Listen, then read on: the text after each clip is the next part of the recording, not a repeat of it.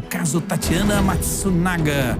Começa o julgamento de Paulo Ricardo Moraes Minhomen, o advogado que atropelou a servidora pública na porta de casa no Lago Sul em agosto de 2021. Quem tem os detalhes é Ariane Bittencourt. Ari, boa noite a você, seja bem-vinda.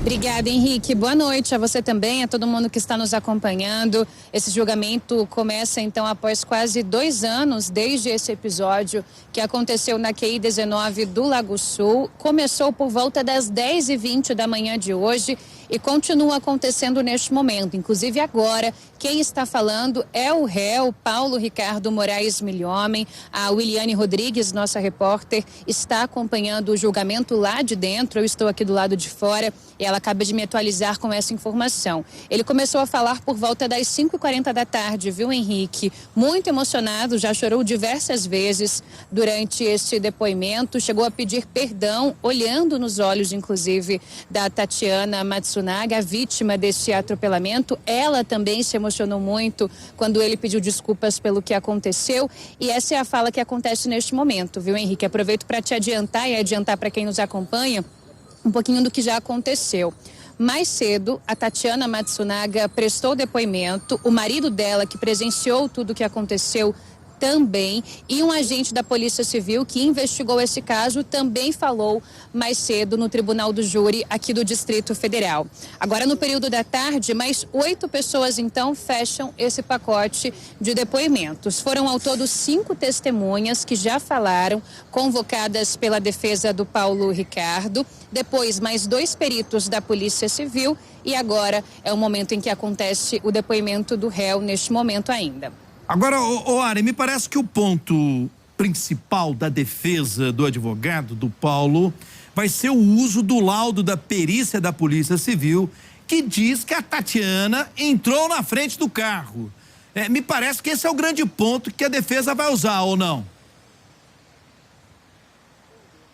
Exatamente, essa é a afirmação que a defesa inclusive já vem usando nos últimos dias que antecederam esse julgamento, de que esse laudo da Polícia Civil, que ficou pronto em definitivo no último final de semana, indica que a Tatiana se colocou na frente do carro. Essa é a alegação da defesa, de modo que o Paulo não teve como evitar esse atropelamento, não é? O Paulo mesmo, agora em depoimento, já afirmou ali aos jurados e a todo mundo que está presente que, na verdade, ele não percebeu, foi o que ele disse, que a Tatiana estava indo para frente do carro, que inclusive o celular dele tinha caído no interior do veículo na hora do atropelamento, então ele teria se distraído para pegar o telefone e quando percebeu, sentiu, foram as palavras dele, que o carro tinha passado por cima de algo. Ele imaginou que fosse a calçada e só depois se deu conta de que tinha atropelado a Tatiana. Este laudo da Polícia Civil, segundo a defesa, então, vem para corroborar e reforçar essa tese de que, na verdade, ele não teve o que fazer, que não percebeu que ela tinha entrado dentro do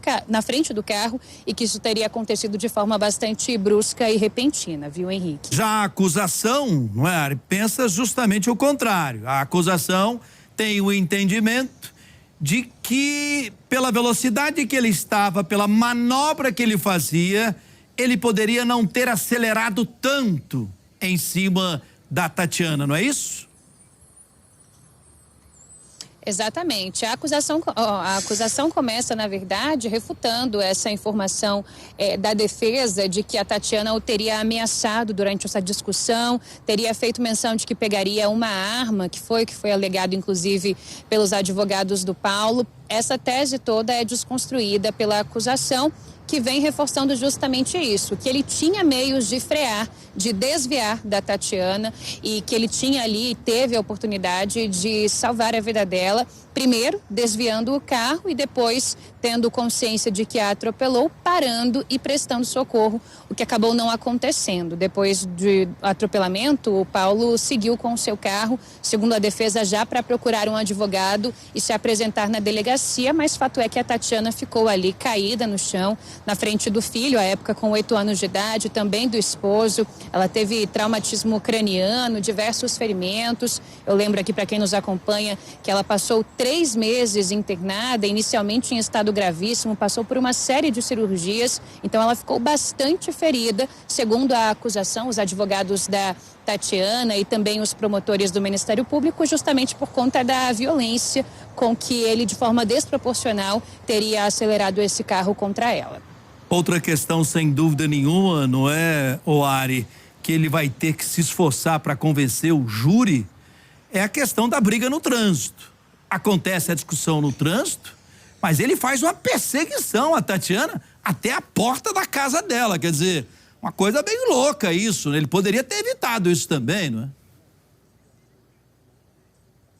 Pois é, Henrique, foram 3 quilômetros, não é? Segundo a polícia, de perseguição até essa discussão final que aconteceu ali na QI 19 do Lago Sul, na frente da casa da servidora pública. O Paulo tem alegado, inclusive através dos seus advogados, que na verdade o que aconteceu foi o seguinte: a Tatiana teria feito ali uma ultrapassagem, a partir daí eles se desentenderam, essa briga se estendeu e ele acabou então indo atrás dela. E essa perseguição é o que mais chama a atenção, né? Até onde vai a intolerância e a falta de paciência no trânsito, e eles chegam então a essas vias de fato. Ele segue essa mulher que estava acompanhada do filho pequeno, uma criança de 8 anos, até a casa dela. Ela desce do carro, percebe que o marido está ali também na frente do imóvel, e as cenas das câmeras de segurança são realmente impressionantes, né, Henrique? Mostram o desfecho mais trágico possível para essa discussão de trânsito, uma discussão completamente banal, e aí agora tem essas duas versões. A Tatiana dizendo que em nenhum momento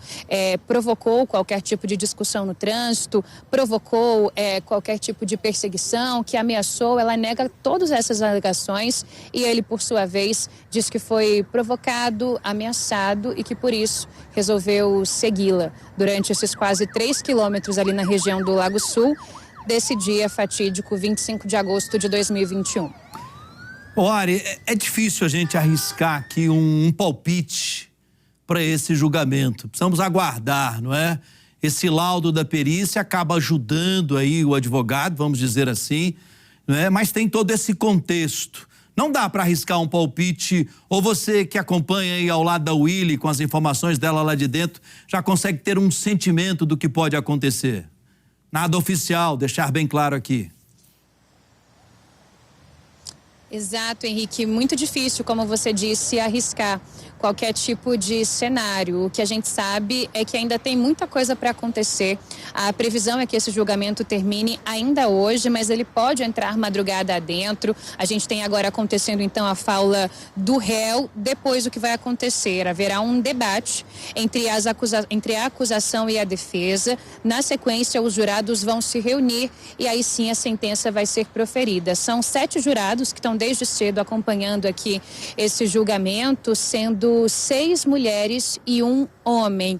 O que a gente consegue passar para quem está em casa é que está sendo um momento de muita emoção, viu, Henrique? Marcado pelos dois lados, muito emocionados, e a gente não sabe até que ponto isso pode interferir ou amortizar, por exemplo, a pena do Paulo Ricardo. Tudo isso tem de ser avaliado. Ele está respondendo pelo crime de tentativa de homicídio qualificado, e agora, na verdade, nas próximas horas, a gente vai saber qual que foi o desfecho, mas acho difícil arriscar um palpite, porque a defesa dele, apesar aí dos vários argumentos da acusação, da promotoria, reuniu bastante os testemunhas também que falaram. Houve aí os relatos dos peritos da Polícia Civil, tem esse próprio laudo que você muito bem mencionou aí da Polícia Civil do DF, então há de se ver o que é que esses 7 jurados vão decidir. Está nas mãos deles o destino e o futuro do Paulo, que está preso desde agosto de 2021 aqui em Brasília. Oari, só uma curiosidade final, por favor. A Tatiana acompanha o tempo todo o julgamento? Ela está dentro do tribunal o tempo todo? O tempo todo, Henrique. Desde o comecinho, ela falou, depois acompanhou a fala do marido, acompanhou as falas das testemunhas, do agente da Polícia Civil, dos peritos, e agora está acompanhando o depoimento do Paulo Ricardo. Ela está o tempo todo lá dentro, acompanhando essas falas. Oari, eu quero deixar você completamente à vontade. Qualquer novidade direto aí do tribunal, é só você levantar o dedinho, estarei ao seu lado. Esse é um caso que ganhou repercussão nacional, que está todo mundo de olho aguardando o resultado final.